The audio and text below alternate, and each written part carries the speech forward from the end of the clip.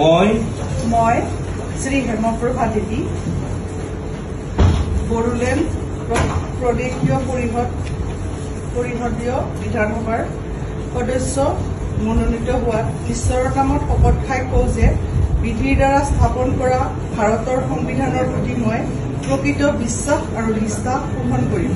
মই ভাৰতৰ প্ৰভুত্ব আৰু অখণ্ডতা অক্ষুণ্ণ ৰাখিম আৰু মই গ্ৰহণ কৰিব ধৰা পদৰ কৰ্তব্যসমূহ শ্ৰদ্ধাপূৰ্বক নিৰ্বাহন কৰিম।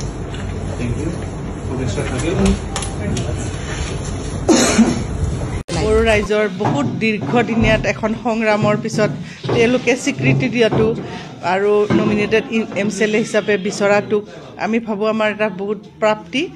আৰু এইটোতো মোৰ গোটেই যিখিনি BTATৰ অবড়ো ৰাইজক প্ৰতিনিধিত্ব কৰি ইমান দিনে মই তেওঁলোকৰ লগত কাম কৰি আছিলোঁ।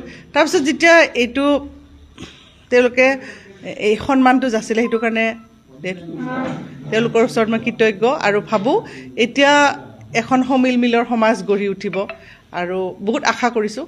বহুত ভাল লাগিছে, বহুত ভাল সুন্দৰ অনুভৱ। দেখক এতিয়াতো আমি এটা ৰাজনৈতিক দলো আছে, আমাৰ ইমানকেইটা সংগঠনো আছে, আমি একেলগে কাম কৰি গৈছোঁ।